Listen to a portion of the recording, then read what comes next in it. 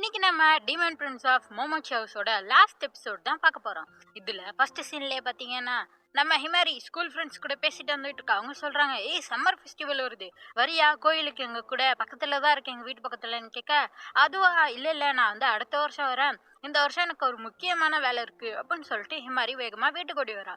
இது மாதிரி சம்மர் ஃபெஸ்டிவல்னா ஒரு கோயில் திருவிழா மாதிரி தான் நடக்கும். இங்கேயா எல்லாருமே வேக வேகமா கிளம்பிட்டு இருக்காங்க. ஏன்னா டீமன்ஸுக்கும் அது ஒரு பெரிய திருவிழா தானே. இந்த டீமன்ஸை பாதுகாக்கிற இந்த வீட்டுக்கும் ஒரு முக்கியமான திருவிழா சரி சொல்லிட்டு இவங்க எல்லாரும் ஜாலியா ரெடி ஆயிட்டு இருக்காங்க. பார்ட்டிக்கு தேவையானது எல்லாம் வீட்டுக்குள்ள இருக்கணுமே அப்படின்னு சொல்லிட்டு ஹிமாரி யுகாரி இவங்க எல்லாரும் தேடிட்டு இருக்காங்க. அப்ப வந்து யுகாரி சொல்றான், எனக்கு ஒரு வேலை இருக்கு அப்படின்னு சொல்லிட்டு ஹீரோவும் ஹீரோயினியை மட்டும் அவங்க விட்டுட்டு போயிடுறான். இவங்க தேடிட்டு இருக்கப்பதான் ஹீரோ சொல்ல ஆரம்பிக்கிறான், ரொம்ப நன்றி ஹிமாரி. இது மாதிரி போன எபிசோட்ல வந்து அந்த மெமரிஸ் பார்த்திருப்பால, ஒவ்வொருத்தரோட மெமரிஸையும். ஆனா ஒருத்தரோட மெமரிஸை மட்டும்தான் இவளால பார்க்க முடியும். அப்ப கூட அவங்க அப்பா அம்மா மெமரிஸை பார்க்காம ஹீரோவுக்காக ஹீரோவோட மெமரிஸை தான் பார்த்திருப்பா. அதுக்காக தான் நன்றி சொல்றான். உனக்கு அந்த வாய்ப்பு ஒரு தடவை கிடைச்சும் நீ அதை யூஸ் பண்ணல, நீ இந்த வீட்டுக்கு வந்தது உங்க அப்பா அம்மா பத்தி தெரிஞ்சுக்கணும் தான் அப்படிங்கிற மாதிரிலாம் அவன் சோகமா சொல்ல, இல்ல இல்ல அதை பத்திலாம் நான் கவலைப்படல, நான் எடுத்த முடியும் நினைச்சு நான் கவலைப்படல, நீ எதுவும் நினைச்சுக்காத அப்படிங்கிற மாதிரிலாம் இவளும் சொல்றா.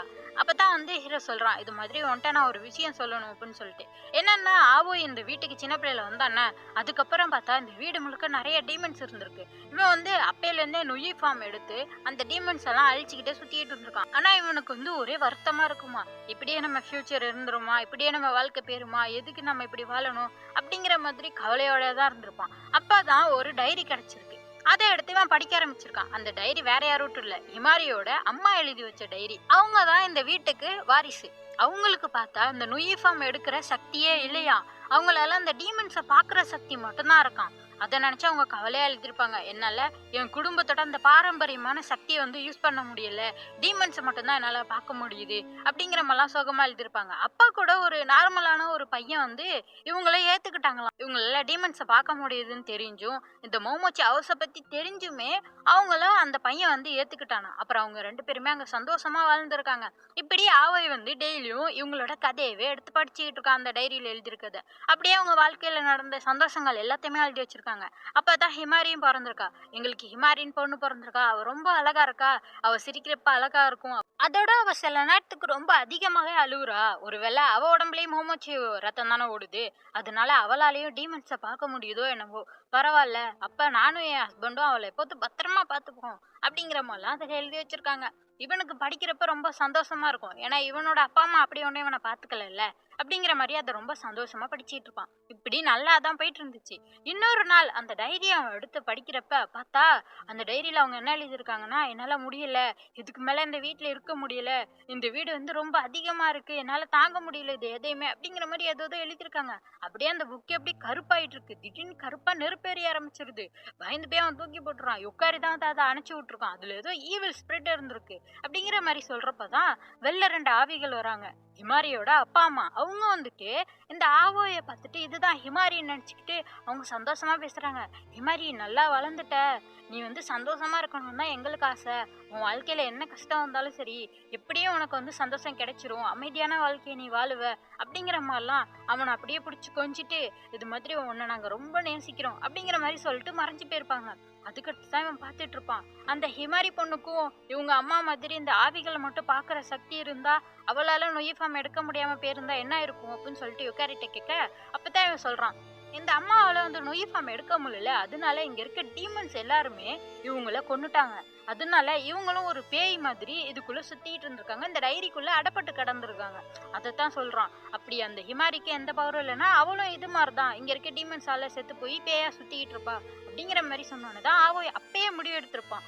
அப்பன்னா சரி, அந்த ஹிமாரிய பத்திரமா பாத்துக்க வேண்டியது என்னோட பொறுப்பு, அவளை நான் பத்திரமா பாத்துப்பேன் அப்படின்னு சொல்லிட்டு அப்பயே அவன் முடிவு எடுத்திருக்கான். அதெல்லாம் இப்ப ஹிமாரிட்ட சொன்னதா இவளுக்கு புரியுது. ஏன்னா ஃபர்ஸ்ட் எபிசோட்ல ஹீரோ வந்து ஹிமாரி மயங்கி போயிருக்கு, இப்ப பக்கத்துல வந்துட்டு சோகமா சொல்லியிருப்பான், இவ்வளவு பத்திரமா பாத்துக்கணும்னு சொல்லிட்டு தான் நான் இவ்வளவு நாள் கஷ்டப்பட்டது அப்படிங்கிற மாதிரி சொல்லியிருப்பானா, அதைத்தான் சொல்லி கட்டுறான். அதனாலதான் நீ அப்படி சொன்னியா அப்படின்னு சொல்லிட்டு கேட்க, அதோட ஆவோய் சொல்றான், இது மாதிரி நான் மட்டும் அந்த டைரி எடுத்து படிக்கலைன்னா நீ தான் அந்த டைரி எடுத்து படிச்சிருப்ப, லாஸ்டா வச்சு உங்க அப்பா அம்மாவுக்கு ஒரு குட் பை சொல்லியிருப்ப, அதை கூட நான் உன்கிட்ட இருந்து பறிச்சுட்டேனே அப்படின்னு சொல்லிட்டு இவன் ரொம்ப சோகமா இருக்கான். ஆனா ஹிமாரி சொல்றா, இல்ல இல்ல எனக்கு ரொம்ப சந்தோஷமா இருக்கு, நீ இதை பத்தி என்கிட்ட சொன்னதுக்கு ரொம்ப நன்றி, எங்க அப்பா அம்மா வந்து நிஜமா என் மேல அன்போட இருந்திருக்காங்க அப்படிங்கிற மாதிரிலாம் இவ சொல்லிட்டு அப்படியே ஏத்துக்கிறான். ஹீரோ அப்படியே கட்டி பிடிச்சிக்கிறான், இன்னும் மன்னிச்சிரு அப்படிங்கிற மாதிரி அவன் சொல்லிட்டு இருக்கான். அப்படியே இங்க பார்த்தா திருவிழா ஆரம்பிச்சுட்டு இவங்க எல்லாம் நைட்டு போல நிறைய விருந்து பண்ணி வச்சிருக்காங்க. எல்லாத்தையும் உட்காந்து சாப்பிட்டுக்கிட்டு ஜாலியா இருக்குன்னு சொல்லிட்டு இருக்கா. ஹிமாரி சொல்றா, அவோய் உனக்காக ஒரு சர்ப்ரைஸ் வச்சிருக்கோம் அப்படின்னு சொல்லிட்டு வந்து பார்த்தா நிறைய வான வேடிக்கை எடுத்து வச்சிருக்காங்க வெடிய. இவ்வளவு எங்க இருந்துச்சுன்னு கேட்டா எல்லாமே வீட்டுக்குள்ளதான் இருந்திருக்கு, இதுல எந்த டீமன்ஸும் இல்ல, அதனாலதான் எடுத்து யூஸ் பண்றோம்னு சொல்லிட்டு கொளுத்தி பார்த்தா கொளுத்த மாட்டேங்குது, என்ன ஏறிய மாட்டுது அப்படின்னு சொல்றப்ப ஹீரோ நொய்ஃபமுக்கு வந்து அது எல்லாத்தையுமே பத்த வைக்கிறான். பார்த்தா ஒவ்வொன்றத்துலயும் வந்து அந்த லைட் ஸ்பிரிட்டுங்கிற அந்த ஆவிகள் இருக்கு, டிராகனோட ஆவிகள்லாம் இருக்கு, அதெல்லாம் பார்த்துட்டு எவ்வளவு அழகா இருக்கு அப்படின்னு சொல்லிட்டு பார்த்துட்டு இருக்க. அப்பதான் ஹிமாரிக்கு ஒரு ஐடியா வருது, அந்த டிராகன் ஸ்பிரிட் மேல நம்ம சவாரி செஞ்சா என்ன அப்படிங்கிற மாதிரி சொல்றப்ப நிச்சயம் பண்ண முடியுமே அப்படிங்கிற மாதிரி ஆவி சொன்னோடனே அங்க ஒரு பெரிய வெடி இருக்கும். அது வெடிக்கிற நேரத்துக்கு கரெக்டா அது மேல ஏறிக்கிறாங்க, அந்த டிராகன் ஸ்பிரிட் மேல. இவங்க ரெண்டு பேரும் ஜாலியா வந்து அதுல சவாரி செஞ்சிட்டு இருக்காங்க. அப்ப பார்த்தா திருவிழா கொண்டாடி இருக்க அந்த ஊர் தெரியும். ஹிமாரி காட்டுறா, பாரு அந்த ஊரே வந்து உன்னாலதான் பாதுகாப்பா இருக்கிறாங்க, ஏன்னா வந்து டீமன்ஸ் எல்லாம் வெளில விடாம இவன் தானே கண்ட்ரோல் பண்றான். அதான் சொல்றா, உன்னாலதான் அவங்க எல்லாருமே இன்னைக்கு சந்தோஷமா திருவிழா கொண்டாடிட்டு இருக்காங்க அப்படிங்கிற மாதிரி சொல்ல ஹீரோ பார்த்துட்டு இருக்கான். இருக்கலாம், ஆனா உன்னாலதான் நான் இவ்வளவு நாள் வந்து பாதுகாப்பா இருந்தேன் ஹிமாரி அப்படின்னு சொல்லிட்டு. ஏன்னா சின்ன பிள்ளையிலேயே அவன் நம்பிக்கை இழந்துட்டான், அதுக்கப்புறம் ஹிமாரிக்காக தான் அவன் வாழ்ந்தே இருப்பான், ஹிமாரியை பத்திரமா பாத்துக்கணும்னு சொல்லிட்டு. அதை தான் சொல்லிட்டு இருக்கான். சொல்லிட்டு இப்ப நான் உன்கிட்ட பயம் இல்லாம சொல்லுவேன் ஹிமாரி, நான் உன்னை ரொம்ப நேசிக்கிறேன் அப்படின்னு சொல்லிட்டு அப்படியே அவளை கட்டி பிடிச்சி கிஸ் பண்ண. அப்படியே அழகா அந்த சீரீஸ் முடிஞ்சிருச்சு.